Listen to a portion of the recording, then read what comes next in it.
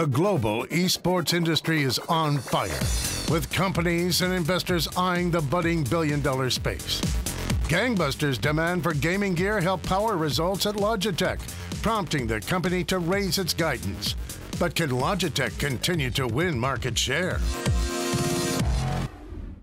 At the end of last year, we saw a major meltdown in all things technology, and many of these tech stocks are still down dramatically from their highs. Take Logitech International, the maker of computer peripherals like keyboards and mice, along with headphones, mobile speakers, remote controls, and expensive high-end gaming equipment. When Logitech reported in October, delivering a good but not perfect quarter, the stock got obliterated. Today, Logitech reported again another very good, not perfect set of numbers, and the darn thing barely got any bounce, because this was such a heinous session.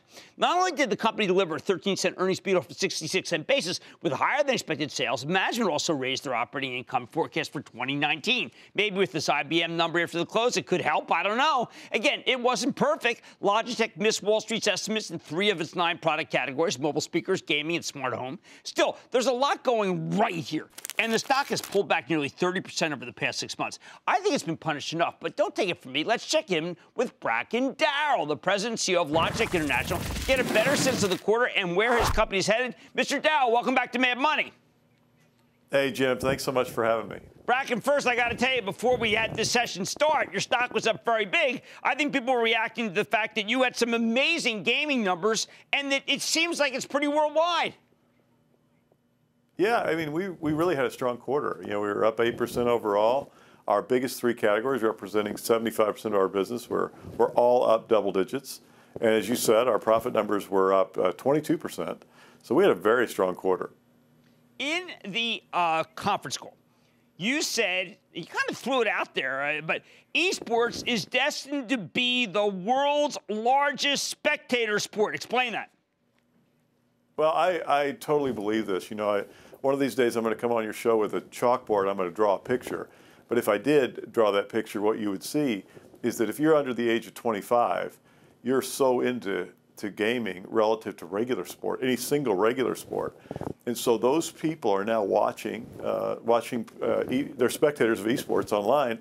And in fact, more people are watching people play esports online than are watching CNN, Netflix, ESPN, or HBO combined. So those people are going to grow up. And as they grow up and they have kids, it's going to get bigger and bigger. Now, we know that EA, Electronic Arts, Activision Blizzard, they disappointed, Take-Two not. But maybe we have to be thinking about Fortnite and the 80 million people. Maybe that's what's taken over, and it's not a craze, it's for real. You know, I think Fortnite's absolutely for real. You know, we always believed that there would be game titles that would come in as this esports rise happened and explode. And for the first 5 or 6 years I was here, we didn't see that. We saw a steady, strong increase by League of Legends and Overwatch and the games that are already out there.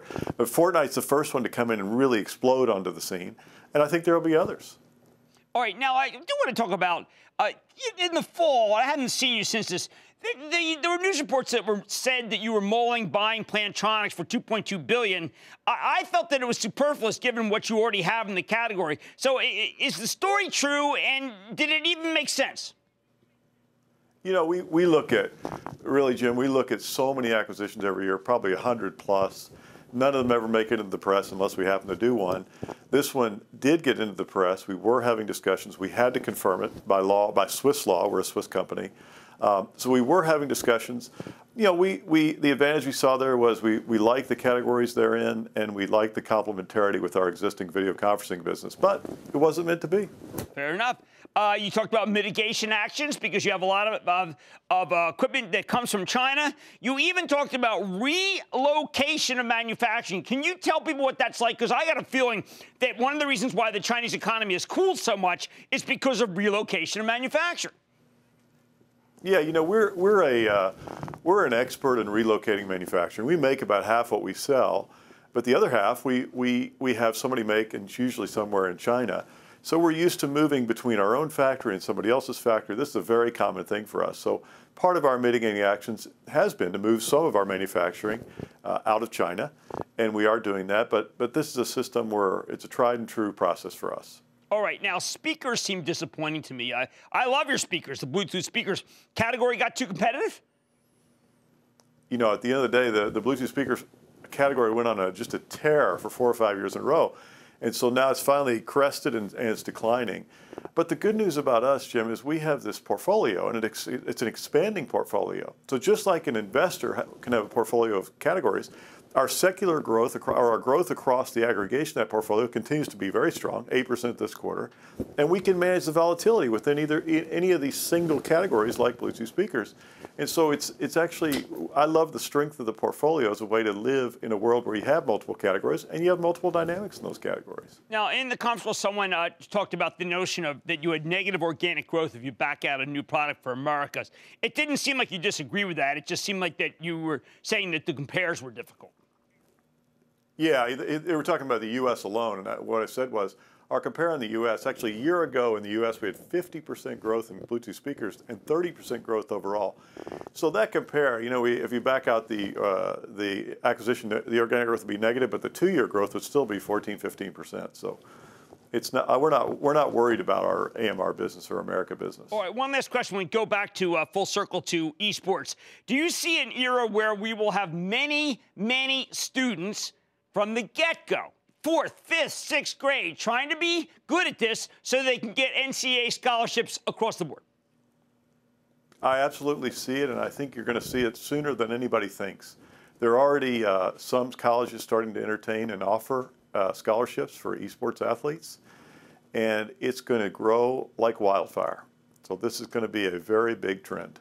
Well, I completely agree with you, and I think that today was an unfortunate day to report because the market got hammered, or else your stock would have been up big. I want to thank Bracken Darrell, CEO of Logitech. Great to see you, sir.